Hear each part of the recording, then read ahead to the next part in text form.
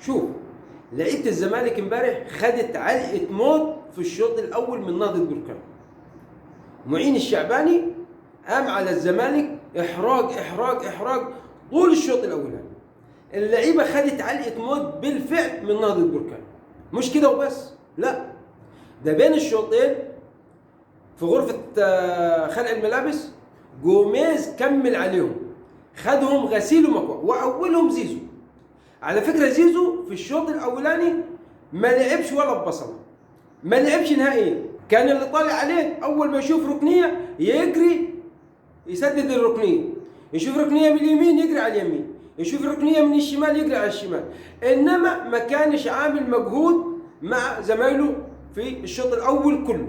لذلك جوزيه جوميز عمل لهم غسيل ومكوى بين الشوطين، واولهم زيزو اتغسل مظبوط. عشان كده شفنا في بدايه الشوط الثاني طوفان من لعيبه الزمالك، كانوا بيلعبوا رجوله في الشوط الثاني، جابوا من الهدف الاولاني عن طريق الجزيري ولكن ما كانش كفايه. وبالفعل نجح معين الشعباني اني عارف ان الزمالك له تنزل بانتفاضه قويه في الشوط الثاني، ما اثرش الا غير بهدف واحد بس عن طريق الجزيري. انما مجمل المباراه لعيبه الزمالك بلا استثناء كانت متراخيه في الشوط الاول بالذات، ما كانش بتلعب كوره، كانت بتلعب بلي. عشان خاطر كده بقول لك نهضه بركان خدت الزمالك او لعيبه الزمالك في الشوط الاول غسيل مكوى، كمل عليهم جوميز بين الشوطين غسيل مكوى، واحمد السيد زيزو كان اولهم اتغسل واتكوى حتى كمل على باقي اللعيبه. ايه الكوره اللي بتلعبوها الكلاسيكيه دي؟ ما تعرفش.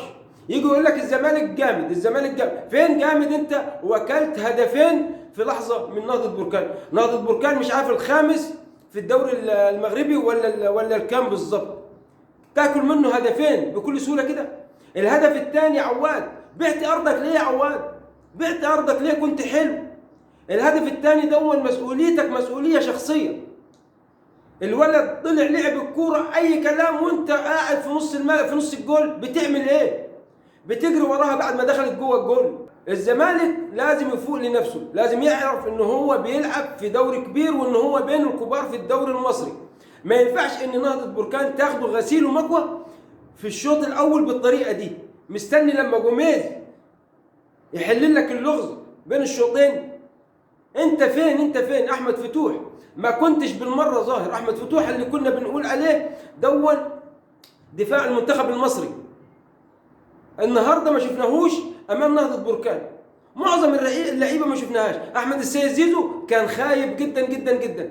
عموما في النهايه بنقول للزمالك ربنا يكون بعونك هنا في القاهره. بالمناسبه ما تنسوش تباركوا للترجي التونسي.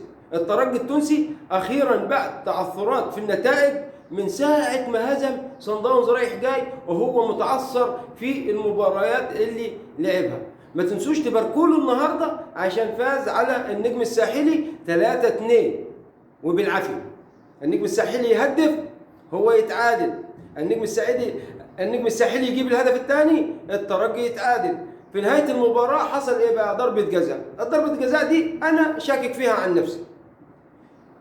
الحكم اداهم ضربه جزاء جابوها جول، خلاص بقت النتيجة 3-2 للترجي التونسي. مبروك الترجي التونسي من بعد تعثرات في الدوري النهارده تنجح امام النجم الساحلي ب3 نقاط في الدوري التونسي. مبروك. وكده في انتظار النادي الاهلي على نهائي دوري ابطال افريقيا. بالتوفيق للفريقين، وطبعا كمصري بتمنى الفوز للنادي الاهلي.